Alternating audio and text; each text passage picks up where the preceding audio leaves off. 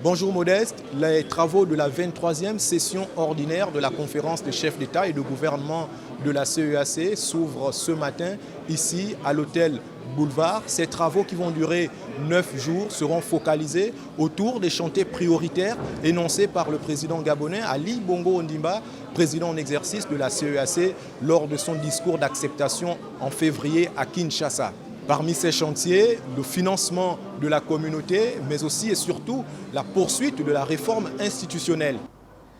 L'objectif du mécanisme est de permettre à notre communauté de disposer de ressources financières régulières et pérennes pour mener à bien ses programmes et projets communautaires. Vous conviendrez avec moi que les travaux qui s'ouvrent ce matin sont d'une grande importance pour l'avenir de notre communauté. Ils s'inscrivent dans le cadre de la continuité du processus de réforme institutionnelle de la CEAC, engagé il y a maintenant 8 années sous la présidence de son Excellence Ali Bongo Ondimba.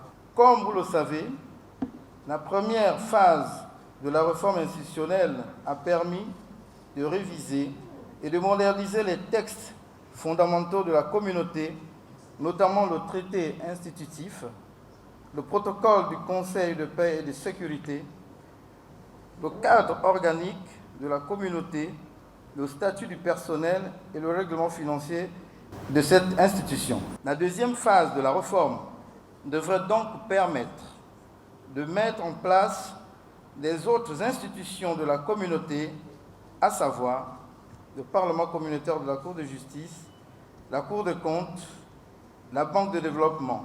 Ce matin, le comité justice et affaires juridiques va examiner plusieurs projets de règlement, notamment celui du Conseil des ministres de la CEAC et celui de la Commission, entre autres.